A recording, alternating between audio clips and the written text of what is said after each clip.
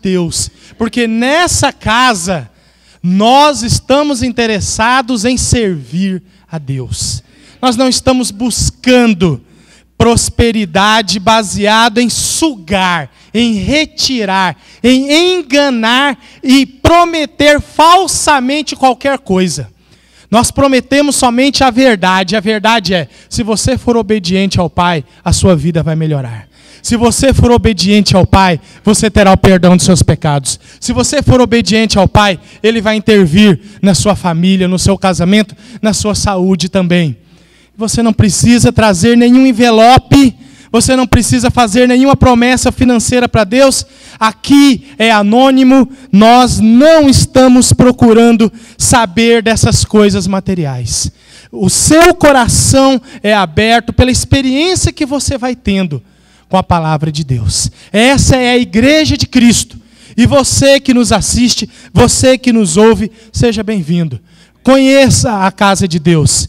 Nós estamos lendo hoje, fazendo uma meditação no Evangelho de Marcos, capítulo 6, e nós podemos pensar um pouco com respeito aos últimos eventos das últimas 2 semanas, em que muitas pessoas ficaram aprisionadas. Tem até aquela história, não é?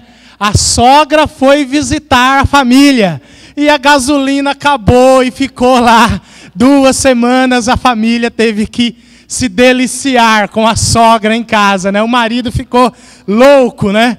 E aí então, mas não, essa é uma piada de mau gosto, né? Porque as nossas sogras são mães, né? São bênçãos de Deus. Então, nós podemos pensar que muita gente ficou aprisionado. Muita gente ficou aprisionado no trânsito, nas estradas.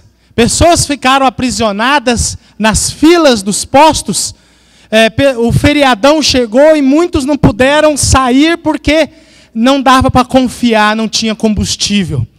Quando nós lemos essa passagem em Marcos, capítulo 6, nós vamos observar uma passagem que mostra, em primeiro lugar, eu quero que você pense comigo o versículo 6. Marcos 6,6 diz assim: admirou-se da incredulidade deles. Jesus, o nosso Senhor, Ele ficou admirado.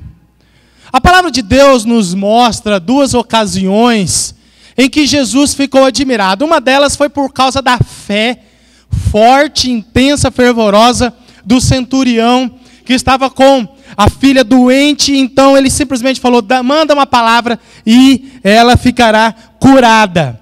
E em segundo lugar, nós vemos aqui Jesus admirado por causa da falta de fé. E é importante nós pensarmos o seguinte: não é aqui uma pessoa qualquer que o texto está nos dizendo que ficou admirada. Não é aqui um mensageiro, um romano, um soldado, nem é sequer o César, ou uma pessoa poderosa, importante, não. A palavra de Deus nos está dizendo que o próprio Filho de Deus ficou admirado. E nós precisamos entender o que é que aconteceu nessa passagem. Nós precisamos entender, sabe por quê, irmãos? Nós, a igreja do Senhor, nós queremos que Jesus fique admirado com a nossa fé e não com a nossa incredulidade. Nós precisamos cuidar para que não haja em nós uma atitude igual a das pessoas de Nazaré, que estavam presas, aprisionadas. Observando o texto, nós vemos primeiramente o versículo 1. Tendo Jesus partido dali, foi para a sua terra, e os seus discípulos o acompanharam. A primeira coisa que nós vamos entender, nós queremos entender por que Jesus ficou admirado, por que havia tanta incredulidade, e talvez existam pessoas na igreja hoje, que também estão aprisionadas na incredulidade. Talvez existam pessoas que não conseguem sair dessa falta de fé. E aqui nós precisamos observar, em primeiro lugar, que Jesus, ele foi para a sua terra. Ele foi para um local onde ele foi criado.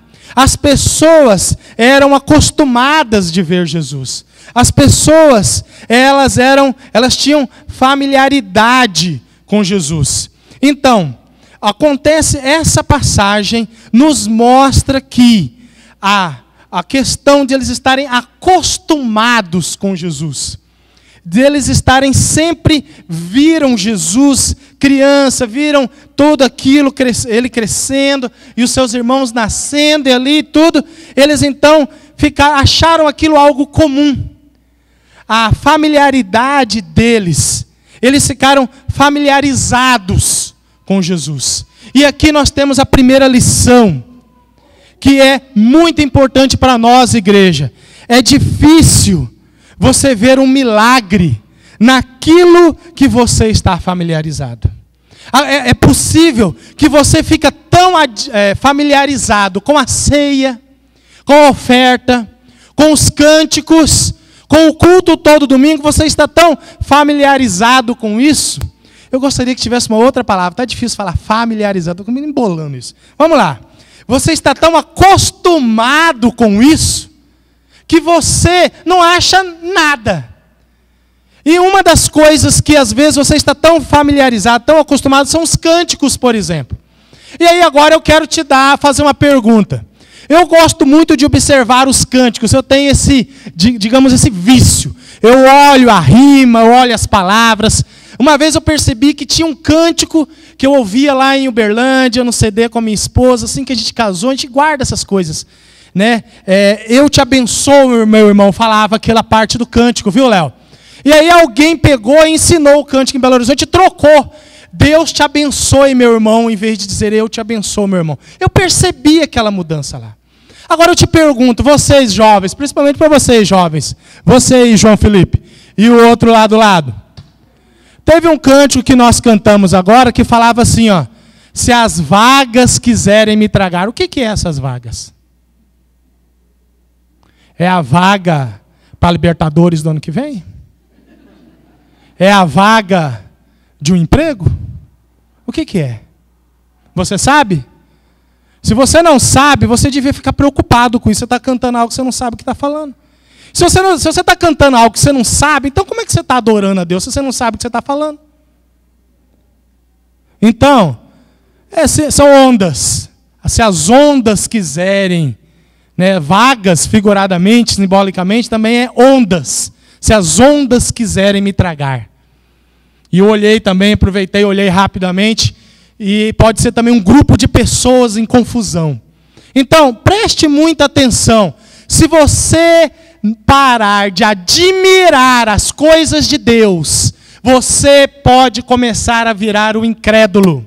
Foi isso que aconteceu com Jesus aqui, com as pessoas de Nazaré. Elas ficaram tão familiarizadas com Jesus que elas não conseguiam admirá-lo mais. E talvez você não está conseguindo admirar mais a ceia, você não consegue admirar a oferta, você não consegue admirar os cânticos, você não consegue admirar a pregação da palavra, você não admira a bênção de fazer parte da igreja comprada com o sangue de Jesus, você não admira a bênção de estar na família de Deus, você não admira a liberdade de estar num país que é livre para adorar a Deus, e você deixa de admirar as coisas de Deus, então você começa a perder a bênção, o milagre da transformação em sua vida. Essas pessoas perderam.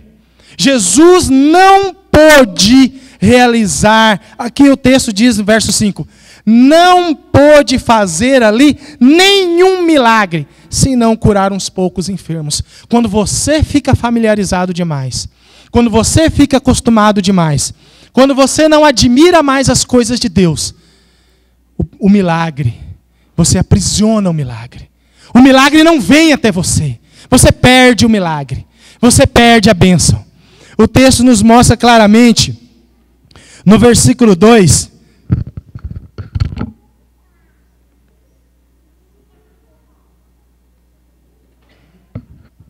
diz lá, chegando o sábado, passou a ensinar nas sinagogas e muitos ouvindo, se maravilhavam dizendo, de onde vêm estas coisas? Que sabedoria é essa que lhe foi dada? E como se fazem tais maravilhas por suas mãos? Aqui o texto nos ensina o seguinte, que essas pessoas, elas não negavam que havia um poder de Deus ali. Talvez se eu perguntar para você, você acredita que Deus pode ressuscitar o morto? Acredito. Você acredita que Jesus ressuscitou dentre os mortos? Acredito. Você acredita que a Bíblia é a palavra de Deus? Acredito. Você acredita em todas as coisas que está escrito na Bíblia? Você acredita que recebeu o perdão dos pecados, tem o dom do Espírito Santo? Tudo isso. Mas você não tem mais admiração pelas coisas de Deus. Você não acredita mais que vai acontecer hoje com você. Você não acredita mais que o Espírito Santo vai te tocar hoje, que a palavra vai te tocar hoje, que os cânticos vão te tocar, que a sua vida vai ser transformada. Você começa a perder a admiração, o encanto. Você crê? Não. Pergunta para eles. Você crê que Deus existe? Deus existe. Mas você está vivenciando o Deus vivo na sua vida? Não. Aí não. Por quê? Porque eu acostumei. É mais um domingo comum. É mais um domingo que eu vou para a igreja. É só mais um culto. E isso é pecado. Isso traz a destruição da sua vida. Eu te pergunto, você está admirado com Deus? Você tem cultivado a sua admiração por Deus? Você tem cultivado a sua admiração pela palavra de Deus? Sabe como é que você faz isso? Conheça a palavra de Deus. Você não vai ficar admirado pela palavra de Deus se você não a conhece. Você tem alguma admiração pelo Arlequine? Né? Não, nunca nem ouvi falar dele, como é que eu vou admirá-lo? Você tem alguma admiração pela palavra de Deus? Eu não leio, eu não sei o que está escrito, eu não sei como é que os assuntos estão entrelaçados, eu não sei explicar por que os evangelhos são diferentes. Como é que eu vou ficar admirado se eu não conheço essa palavra? Conheça a palavra e se envolva com a palavra. E aí então cada vez mais você vai ficar encantado por ela e mais encantado por estar aqui. Quando você perde esse encanto, você começa a perder a apreciação pelo poder de Deus. E perdendo essa apreciação, você pode estar aprisionando o seu milagre. Nazaré aqui não é um local. Nazaré aqui é uma perspectiva de vida errada, acostumada. Já estou na igreja há tantos anos, acostumado. A palavra de Deus nos mostra também, em João capítulo 1, abra comigo lá o Evangelho de João, capítulo 1.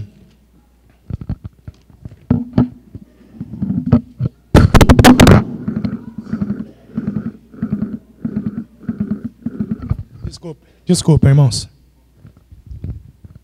Eu estou acostumado a derrubar a água, né? Mas essa foi a primeira vez. A palavra de Deus, então, em João, Evangelho de João, capítulo 1.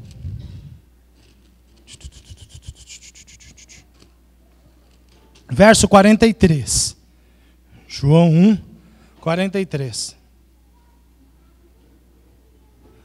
João 1, 43. Diz assim: no dia imediato, resolveu Jesus partir para a Galiléia e encontrou a Filipe, a quem disse: segue-me. Ora, Filipe era de Betsaida, cidade de André e de Pedro. Filipe encontrou Natanael e disse-lhe: achamos aquele de quem Moisés escreveu na lei e a quem se referiram os profetas, Jesus o Nazareno, filho de José. Perguntou-lhe Natanael: de Nazaré pode sair alguma coisa boa? Respondeu-lhe Filipe: vem ver. Primeiramente, que eu não entendo que o texto aqui, que Jesus simplesmente saiu, encontrou um camarada e falou: vem, me segue, e o cara parou e foi e seguiu. Não, eu entendo que na economia que o Espírito Santo quis fazer, ele não deu os detalhes, mas Jesus conversou. Jesus fez muitos milagres que a palavra de Deus nos diz no Evangelho de João, que se fossem todos registrados, não caberia no mundo inteiro o número de livros que precisaria para registrar todos os milagres que Jesus fez.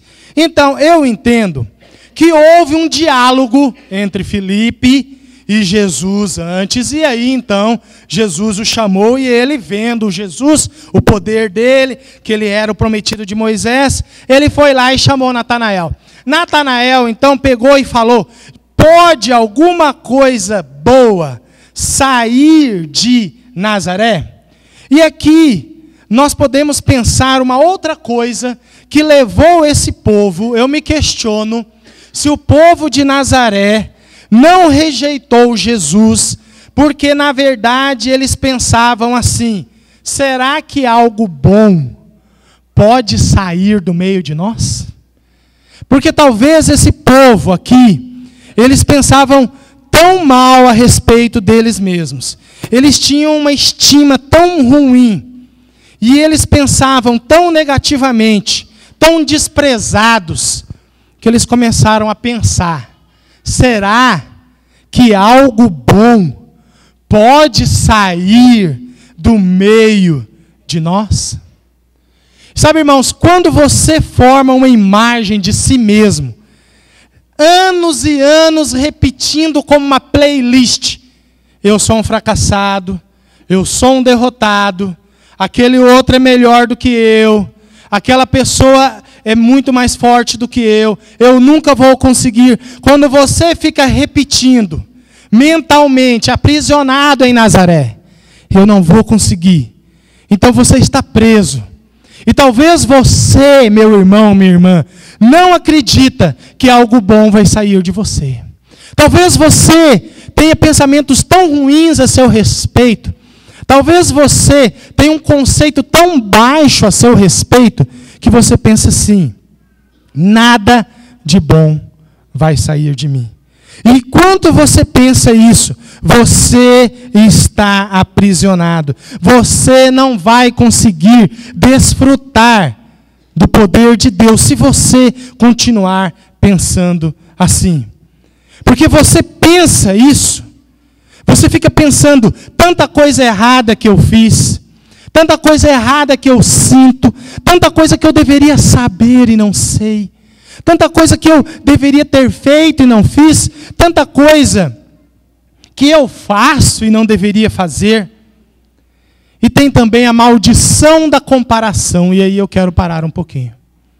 Talvez você pense que nada de bom vai sair de você, porque você, como todo mundo, está amaldiçoado pela maldição da comparação. E eu acho que isso daria uma outra série de sermões, a maldição da comparação.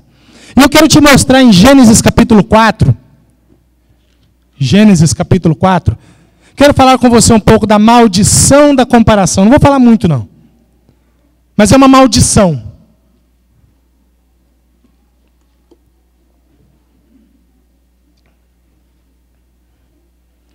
Gênesis 4,16. Nós sabemos que o Caim assassinou Abel porque ele queria ser melhor que o Abel. Ele se comparou com Abel. Ele não se preocupou em agradar a Deus. Ele deixou Deus fora. Ele queria ser melhor que alguém. Ele se comparou e matou. E o texto nos diz no versículo 16: retirou-se Caim da presença do Senhor. Não precisa interpretar nada aqui não. Saiu da presença de Deus. E habitou na terra de Nod, ao oriente do Éden. E habitou Caim com sua mulher, concebeu e deu à luz a Enoque. Caim edificou uma cidade e lhe chamou Enoque o nome de seu filho. E olha só, a prosperidade segue. A prosperidade, o crescimento, foi crescendo pessoas, criadores de gado, criadores de instrumentos de ferro, aqueles que tocam instrumentos musicais. Uma cidade Caim edificou. Então, aqui eu tenho duas lições. Uma para você que se compara com o outro que está prosperando muito. Cuidado, não se compara. Porque Jesus Cristo, quando estava lá na cruz, ele olhou para você aqui agora. E ele não te comparou com ninguém. Ele te comprou com o sangue dele derramado na cruz. E você que acha que é melhor que o outro, que não está tendo uma vida correta, firmada no Evangelho, e pensa que porque você está prosperando no seu negócio, que bom.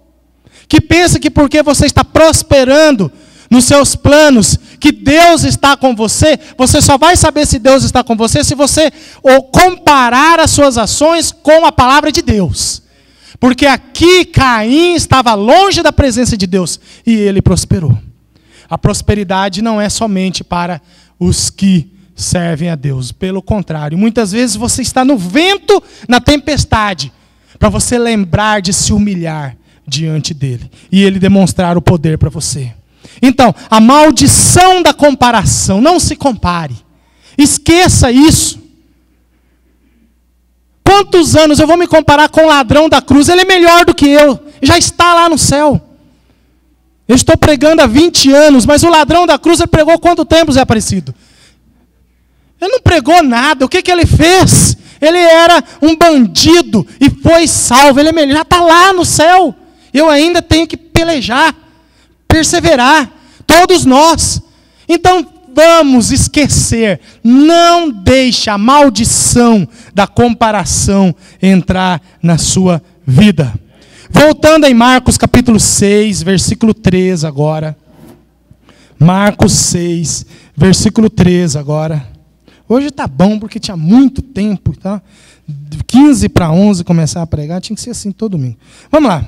Em Marcos 6, 3, as pessoas falavam de Jesus assim. Olha, observe aqui a negação de Jesus. Né, as pessoas negando Jesus. E aqui nós já começamos a observar também a rejeição a Jesus. No versículo 13, não é este o carpinteiro? Ele é só um carpinteiro. É só um professor de escola pública. É só um vendedor de medicamentos. É só um auxiliar de enfermagem. É só isso. É só aquela... Cuidado quando as pessoas falam coisas para você. Porque não é a voz das pessoas que vai preencher o seu coração. Filho de Maria. Olha o desprezo. Esse é o modo judaico, normal, de tratar o filho de alguém, o pai de alguém. Fala pelo nome da mãe ou pelo nome do pai? Do pai. Por que falou filho de Maria? Desprezando. Ah, essa Maria fala que ele foi, concebeu do Espírito Santo, mas nós não sabemos, já apareceu aqui com um menino grande e tudo. Desprezo. Irmão, um monte de irmãos aí, não vive entre nós suas irmãs, escandalizaram, admiraram de Jesus, mas falaram, não tem jeito não. Rejeitaram Jesus. E talvez as pessoas falam de você. Você não é ninguém. Você não tem sucesso profissional. Você é um divorciado. Você é só uma dona de casa. Você é só uma mãe solteira. Você é uma pessoa comum. Você não tem nada de importante. Você não possuiu nada nesse mundo. E às vezes as pessoas passam diante de você como se você fosse invisível. E até mesmo dentro da igreja, nas nossas reuniões, após o culto, passa diante de você como se você fosse invisível. E você está lá aprisionado em Nazaré, se sentindo rejeitado. Talvez você sente essa rejeição. E muitas pessoas ficam aprisionadas na Nazaré da decepção. Por quê? Por quê? Essa é uma outra pregação que um dia eu ainda vou fazer. Cuidado com o poder da decepção. Muitas pessoas não conseguem mais participar da igreja porque se decepcionaram. É muito forte esse poder. E aí eu te pergunto, se você está sentindo enfraquecida a sua fé, porque as pessoas estão te decepcionando, porque as pessoas estão te rejeitando, seja aqui, seja lá fora, aqui dentro nós estamos lutando para não rejeitar. Aqui dentro eu tenho visto, nós lutando, como eu falei no começo, nós abraçamos a todos, independente da sua cor, independente da sua vida profissional, da sua situação financeira, nós não estamos preocupados com isso. Mas nós somos uma igreja composta de seres humanos falhos, e nós falhamos, e por isso eu peço perdão se alguma vez eu rejeitei alguém aqui. E a minha pergunta é, não tem força. Eu pergunto para você, se o seu relacionamento com Deus não tem força o suficiente para você saber quem você é? Você sabe quem você é no seu relacionamento com Deus? Você sabe ou não sabe? Você é filho de Deus. Você é filha de Deus. Você tem que ter isso em mente, muito forte. Sabe por quê? O que falam de você, o modo como julgam você, o desprezo sobre você, não muda quem você é diante de Deus. Não bloqueie o seu destino, que é o céu. Não bloqueie o poder de Deus na sua vida. Não bloqueie o Espírito Santo trabalhando em você. Não bloqueie a palavra de Deus indo na sua direção para te mudar. A opinião dos outros, a fala dos outros. Jesus não deu bola para isso. Jesus não se importou com isso. Sabe por quê? Porque estava muito claro na mente dele quem ele era e qual era a sua missão. E eu te pergunto, igreja, qual é a sua missão? A sua missão é imitar Jesus. A sua missão é multiplicar Jesus. A sua missão é ser sal, ser luz. Jesus disse que você já é. Você já é sal, você já é luz. É isso que você é, igreja. E nós não podemos deixar, nós não podemos esquecer que o mais importante, o evento mais importante que poderia acontecer na sua vida, aconteceu quando Jesus estava pendurado na cruz. Então o que as pessoas falam, o que as pessoas dizem, não vai mudar nada. Porque talvez você é aprisionado em um evento de derrota e fracasso, um pecado que você cometeu no seu passado, um acontecimento que você se culpa, a playlist rodando na sua mente, e talvez você acaba se definindo e se resumindo nesse evento. Eu sou um fracassado, eu sou um derrotado, eu sou um errado. Sabe, irmãos, nós precisamos lembrar o seguinte, que o único evento que importa é o evento de Jesus na cruz. E lá, quando ele estava sangrando, ele olhou lá na frente e viu a igreja. Quando ele estava sangrando, ele olhou lá na frente e viu você. Ele olhou lá na frente e viu que você estaria aqui. Ele viu a igreja, ele amou a igreja. Então, esse evento, a cruz de Cristo, é o que define quem você é. Você é filho de Deus. É isso que interessa. Essa é a coisa mais importante. A negação dos homens não pode bloquear. E, na verdade, o que Jesus fez com essa negação, e a palavra de Deus nos mostra que Jesus, ele reorientou, ele mudou de caminho. Ele pegou, o verso 6 diz assim na parte B: contudo, percorria as aldeias circunvizinhas a ensinar. Sabe, a rejeição das pessoas é tão forte, mas Jesus sabia tanto o que é que quem ele era e qual é a sua missão, que ele simplesmente virou as costas e seguiu em frente. Igreja, faça isso. Vire as costas para a rejeição. Reoriente a sua vida. Vá até as pessoas que querem ouvir. Vá até as pessoas que são receptivas. Continue fazendo aquilo que é certo, lembrando sempre quem você é. Eu quero que você observe comigo. Talvez, quando a gente fala de familiaridade, o texto diz aqui, quem acompanhou Jesus no versículo 1? Quem acompanhou, irmãos? Os discípulos. Jesus, ele precisava levar os seus discípulos lá, sabe por quê? Ele já tinha mostrado o poder de curar ouvidos, o poder de curar olhos, o poder de curar paralíticos, o poder de ressuscitar mortos, mas ele agora queria que os seus discípulos soubessem o poder de chacoalhar para fora toda a rejeição que colocarem em cima de você.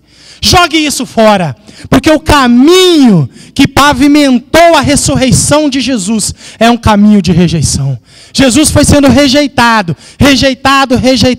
até chegar à cruz. E ele ressuscitou, e ele saiu daquela cruz para mostrar para você que você não é rejeitado por ele.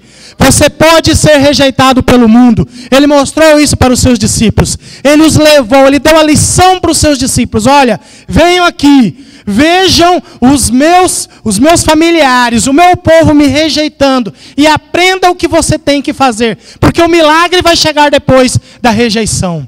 A bênção vai chegar depois da rejeição. E o que o texto nos mostra? Ele chamou os 12, ele os enviou e deu autoridade sobre espíritos. E deu o poder para eles. O poder vem, irmãos, quando nós finalmente aceitamos que a nossa identidade, o que interessa é Jesus Cristo. O que interessa é aquela cruz. Não me importa se eu sou rejeitado pelo mundo, porque o milagre na minha vida, a transformação na minha vida, a pergunta de Natanael, pode alguma coisa boa vir de Nazaré? Sim, pode. Pode alguma coisa boa sair da sua vida? Sim, sai. O poder de ter uma vida transformada, o poder de abençoar outras vidas, de levar uma palavra positiva, o poder de ser um ótimo marido, uma ótima esposa. Sim, esse poder sai de Nazaré, sai de você. Algo maravilhoso sai de você. É a ressurreição. Jesus Cristo mostrou que o caminho para a ressurreição, o caminho para a cruz, estava pavimentado de rejeição. Ele ficou admirado com a incredulidade deles. E agora eu quero te perguntar, igreja, com o que você quer que Jesus fique admirado? A resposta é: nós queremos que Jesus fique admirado da nossa fé. Não é isso, irmãos? Então vamos lutar. Vamos batalhar para não ficarmos familiarizados, para não ficarmos acostumados e acharmos que é uma coisa qualquer cantar um cântico aqui. É uma coisa qualquer a ceia, a oferta. É uma coisa qualquer um batismo. Não. Isso é o melhor que podia acontecer. Admire Jesus. Admire Deus. Porque Ele pensou em você quando Ele estava lá naquela cruz. Ele olhou através do tempo e viu você. Eu te chamo a vir aqui à frente, enquanto os cânticos são tirados. Se você está aprisionado nessa perspectiva, Nazaré não é um endereço com um código postal. Nazaré é uma perspectiva mental. Você está preso nessa Nazaré? Eu chamo você, vem até aqui. Nós queremos orar. Aceite a libertação. Aceite o caminho de Jesus. Deus esteja contigo.